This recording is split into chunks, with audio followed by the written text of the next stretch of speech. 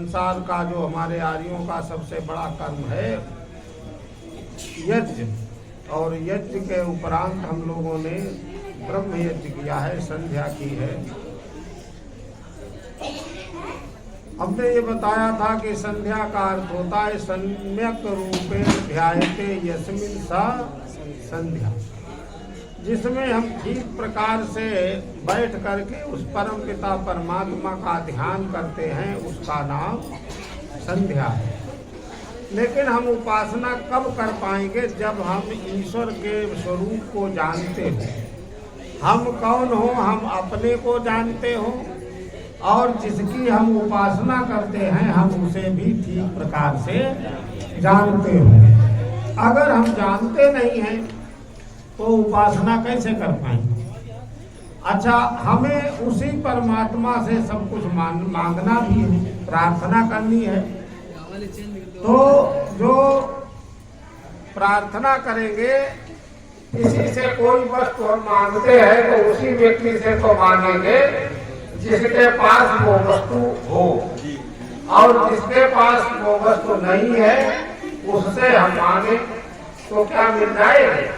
नहीं मिल पाएगी। जैसे आजकल देखा होगा, कुछ लोग सोचते हैं कि गंगा स्नान जाएंगे और गंगा स्नान में उन्होंने डुबकी लगाई और कहीं हाथ जोड़ करके खड़े होते हैं, और फिर उनसे कभी संतान मांगते हैं, कभी धन दौलत मांगते हैं, क्योंकि वो लोग ये सोचते हैं कि गंगा जो है ये धन दौलत संतान देगी।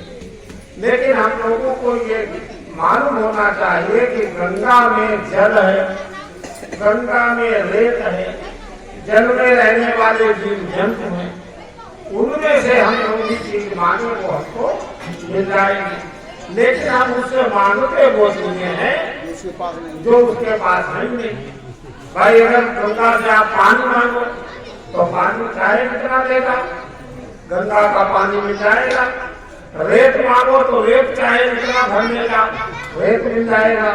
उसके अंदर जो जीव जंतु है वो पकड़ लेते हैं, वो मिल जाएंगे। लेकिन जो चीज गंगा में नहीं है वो गंगा कैसे ले लें? इसी तरह से मान लीजिए बहुत से लोग मंदिर में जाकर के मांगते हैं, प्रार्थनाएं करते हैं, लेकिन वो ये नहीं जान पाते हैं कि जिससे हम मांग रहे हैं इसके पास वो चीजें पूरी नहीं। हम किसी प्रतिमा के सामने जाकर के उससे मांगते हैं कि तुम हमको ज्ञान दे दो। उस प्रतिमा तो जड़ चीज है, तो उसके पास ज्ञान कहाँ है? भाई उसको बनाने वाले कारीगर के पास तो ज्ञान था, जो उसने उसे गढ़ा है, जो उसने उसका रूप दिया है, उसके पास तो ज्ञान था। लेकिन उस प्रतिमा, उस मूर्ति के पास वो ज्ञान नहीं है जो ज्ञान आपको दे। तो हमें उस ईश्वर की उपासना करनी है कि जिस ईश्वर में हमसे ज्यादा गुण है, हमसे अल्पज्ञ हैं, लेकिन परमात्मा जो है वो सर्वज्ञ है। तो उस सर्वज्ञ ईश्वर की उपासना हमको करनी चाहिए। उस परम पिता परमात्मा से ही हमको जो कुछ भी है वो मांगना चाहिए। अब हम लोग ये चर्चा करेंगे कि ईश्वर से जो उपासना की जाती है उसमें परमात्मा हमको देता है या नहीं देता है।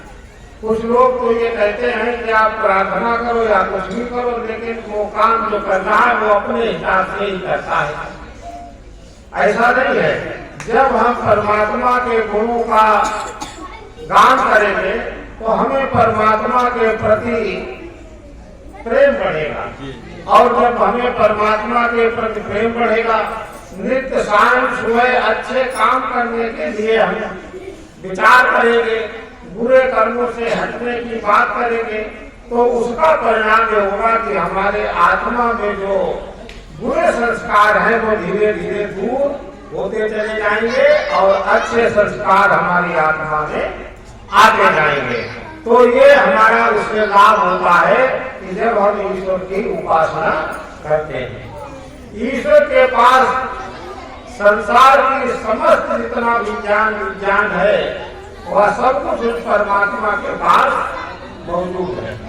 लेकिन उसको प्राप्त करने के लिए हमको पुरुषार्थ करने की आवश्यकता पड़ती है। ईश्वर की हम प्रातः काल सायंकाल दोनों समय उपासना करें, उसका परिणाम ये होगा कि हमारी जो बुद्धि है ये पवित्र होती चली जाएगी और ये बुद्धि अच्छे कार्यों की ओर प्रेरित होगी। और जब अच्छे कार्यों की ओर प्रेरित होगी तो हम लोग अच्छे कार्य करना शुरू करेंगे, जिससे हमारा जीवन बढ़िया होगा, हमको अच्छी चीजें भी प्राप्त होगी। तो हम लोग भटक कहाँ जाते हैं? उपासना के बाद हम लोग थोड़ा पुरुषार्थ पर चर्चा कर लें कि देखो, एक विषय होता अर्थ। अर्थ शब्द का प्रयोग कई जगह हुआ है। एक तो धर्म, अर्थ, काम और मोक्ष, ये जो चार पुरुषार्थ हैं उनमें एक अर्थ भी है। तो अर्थ भी एक महत्वपूर्ण है। तो हम उस अर्थ का मतलब धन संपत्ति भी होता है। अर्थ का अर्थ मतलब प्रयोजन भी होता है। तो कई अर्थ होते हैं, लेकिन हम उस अर्थ की चर्चा करेंगे जिस अर्थ का मतलब होता है संपत्ति, धन संपत्ति। अर्थ का मतलब धन संपत्ति भी होता है। तो कुछ हमारे जो विद्वान हुए, जिनको हम लोग संत महात्मा मानते हैं, ऐसे लोगों ने भी प्रार्थनाएं की हैं। उनमें एक संत हुए हैं, उन्होंने कहा, साईं इतना दीजिए जावे को तुम समाए और मैं भी भूखा ना रहूं और साधु भूखा जाए। अच्छा, ये कोई बता सकता है ये कौन से संत थे जिन्होंने ये बात कही? ये कबीरदास जी थे। उन्होंने कहा कि साईं इतना दीजिए जावे को तुम समाए और मैं भी भूखा ना रहूं साधु भूखा जाए। यानी पता नहीं कबीर ने किस परिस्थिति में इतना मांगा होगा कि इतना ही हमको मिल जाए कि जिससे हमारा काम चल जाए और हमारे यहाँ कोई मेहमान आ जाए उनको हम खिला दें और हमारा भोजन पर्याप्त हो, इससे ज्यादा की कामना हमको नहीं है। तो ऐसे तमाम लोग हुए हैं। एक बालक था, पढ़ लिख करके अपनी सारी पढ़ाई पूरी करके घर पर था। घर वाले लोगों ने कुछ आर्थिक तंगी थी। उन्होंने उस बालक से कहा, बेटा तुम्हारी पढ़ाई पूरी हो गई है, तुमने जो कुछ पढ़ाई लिखाई करनी थी वो सब पूरी करा दी है, अब कुछ पुरुषार्थ करो जिससे घर में कुछ धन संपत्ति आए, घर का काम चले। तो उसने कहा कि ठीक है, वो पुरुषार्थ के लिए घर से निकल पड़ा। घर से निकल पड़ा तो उसे एक बाबा जी मिले।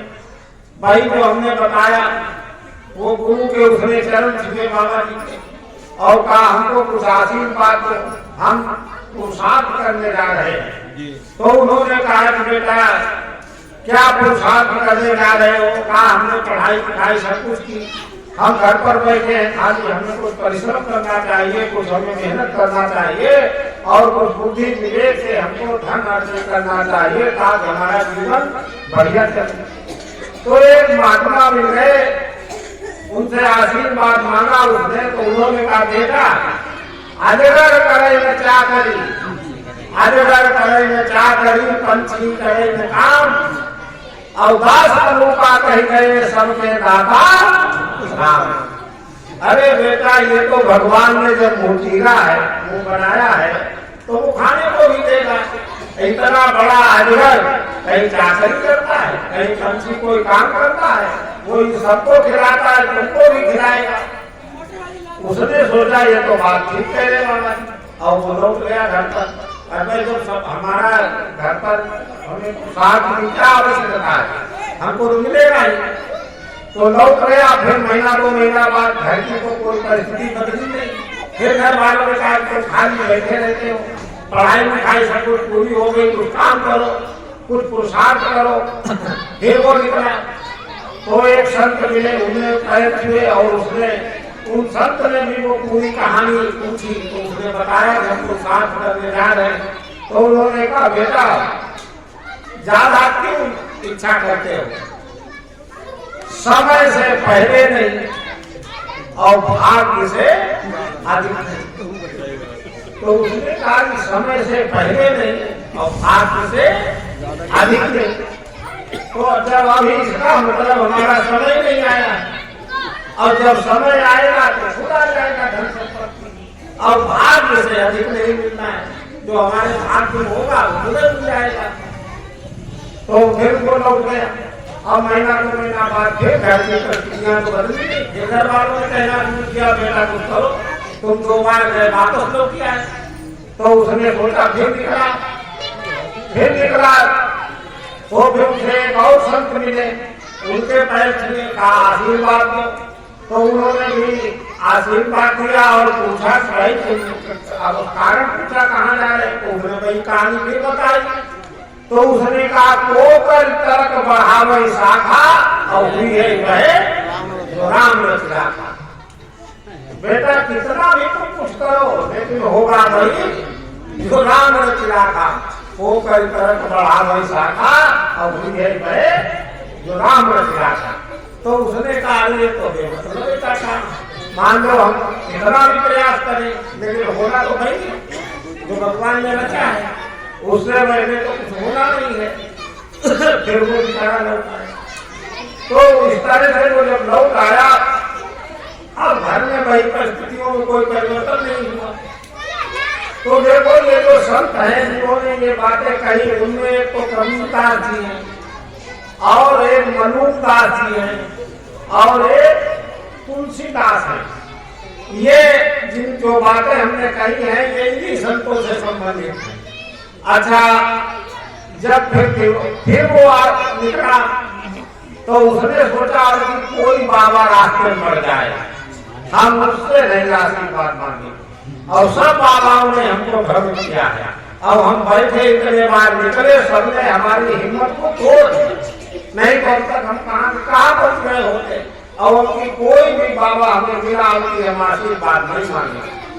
तो कई बाबा पड़े रास्ते में लेकिन उसने किसी से कोई आशीर्वाद नहीं मांगा।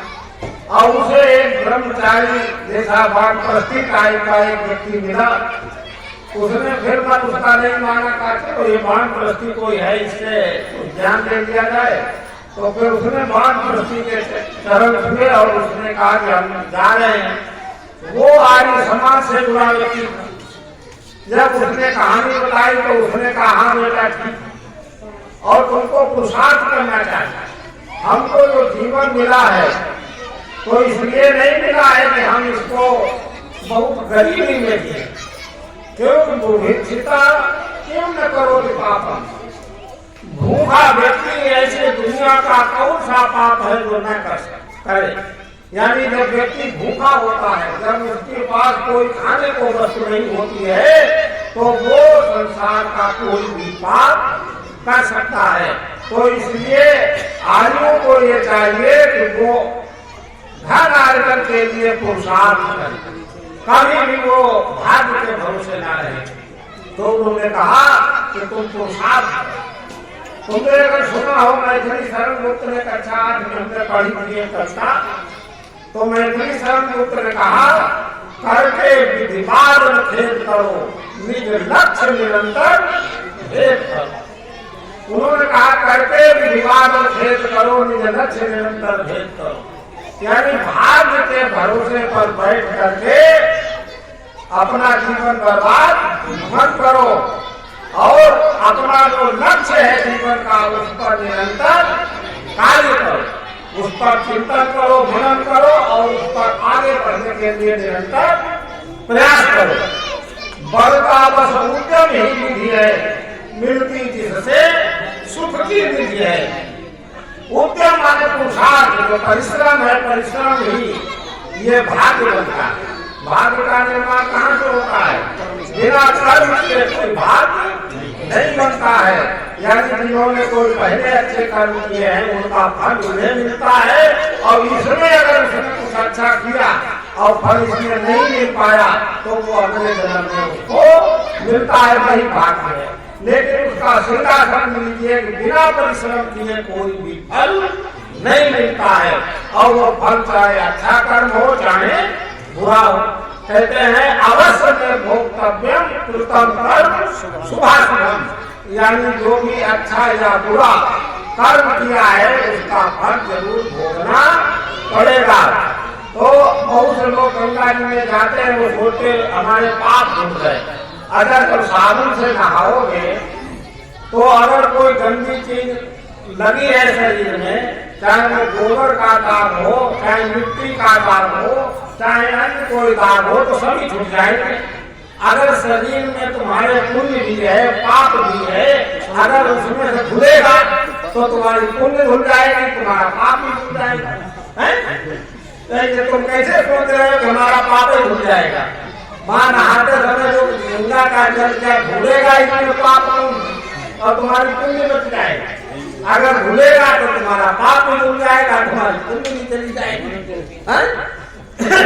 तो इसलिए कि हमको भाग्य के भरोसे पर बैठकर हाथ पर हाथ धर के बैठे रहना नहीं चाहिए। हमको निरंतर जब तक जीवन है तब तक पुरुषार्थ करना चाहिए, मेहनत करनी चाहिए। बनता तो सुनते नहीं मिली है, मिलती जिससे सुखी मिली है, बस ईश्वर है अवलंबन को। ईश्वर क्या है? अवलंब है, सहारा है। जब कोई व्यक्ति परिश्रम करता है तो परमात्मा उसको उसका फल देता है।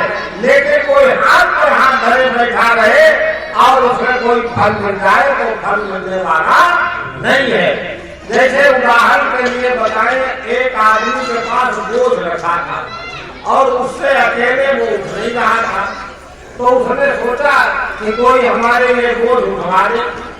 तो एक रास्ता निकला, उसने कहा भैया ये जो सामान रखा है ये उठा के हमारे सिर पर रख दो। तो उसने सोचा सिर पर रख दो, ये अपने आप को मेहनत कर नहीं रहा, कह रहा ये उठा के हमारे सिर पर रख दो। तो उसने कहा नहीं, उसने उठवाए नहीं। लेकिन फिर दूसरा निकला, तब तक थोड़ा ये इसने सोचा हम भी परिश्रम करें, तो ये बोझ को उठा रहा था, वो छूट रहा था हाथ, तो उसने कहा भैया इसमें थोड़ा सहारा लगा दो। तो उसने सोचा ये मेहनत करना, इसमें भी मदद कर दी और उठा दूसरे से कर दिया। तो अगर व्यक्ति कार्य करता है, उसका प्रयास करता है, तो परमात्मा जो है उसकी मदद करता है। ईश्वर है अवलंबन को न हो निराश करो, अपने मन को कभी निराश मत करो। और इस संसार में जितनी भी चीजें हैं इन सबको पाने मनुष्य सबको प्राप्त कर सकता है। समरोध अलग है किसी धन को, न रोड निराश करो मन को। इस संसार में कोई अलग वस्तु नहीं है, अलग माने जिसको पाया ना जा सके। अर्थात मनुष्य अगर प्रयास करना चाहता है तो सारी चीजों को प्राप्त कर लेता है। बस ये है इसे अपने लक्ष्य की ओर निरंतर चिंतन करना चाहिए, उसके लिए उसे पुरुषार्थ करते रहना चाहिए। आर्य समाज का सबसे बड़ा यही सिद्धांत रहा, कर्म में कर्म में विश्वास रखो और फल देने वाला कौन है? परमात्मा है। तो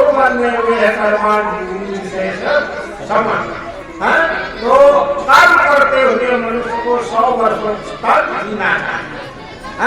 तो वेद का संदेश और शास्त्रों का संदेश यही है कि हम निकम्मा बनके मत बैठे। हमारे शरीर से, हमारे बुद्धि से, विवेक से जितना परिश्रम हो सके उतना परिश्रम करके हम अपने जीवन को अच्छा बनाएं और इस संसार में परमात्मा से ये प्रार्थना करें, भयम श्याम पते हो रही राम, हम राज्य के स्वामी हो गए। और आर्य को बिस्तर पर जब उठता है और उठते बैठता है तभी वो कहता प्रातः काल में ही वो कहता भयम भगवंता श्याम। हम ऐश्वर्यशाली हो, प्रात इंद्रम हवा में प्रात मित्रावरणा ओम प्रात इंद्रम हवा में प्रात मित्रावरणा प्रात सुना प्रात भगम पूषणम ब्रह्मणस्पते। तो परमात्मा से पहले प्रार्थना करता है कि हम ऐश्वर्यशाली बने। आर्यों की प्रार्थना कभी कबीर की तरह नहीं, किसान की तरह दीजिए जाने को तुम समय। हमारी प्रार्थना क्या होनी चाहिए कि हम राज्य आदि ऐश्वर्यों के स्वामी हैं। ये जो संसार है इसमें हम राज्य को भी प्राप्त करें, क्योंकि कहा गया है कि धर्म का मूल क्या है? धर्म से मूलम किम है? धर्म का मूल अर्थ है और अर्थ से मूलम राज्य। तो अर्थ का मूल क्या है? राज्य। हमें ऐश्वर्य भी प्राप्त करना चाहिए और हमें राज्य को प्राप्त करने के लिए भी निरंतर प्रयत्न करना चाहिए, क्योंकि वेद ने आदेश दिया है कि आप यज्ञ करें और यज्ञ करने कहाँ तक करें? अश्वमेध यज्ञ करें। तो अश्वमेध यज्ञ कब होगा? जब आर्यों के पास राज्य होगा।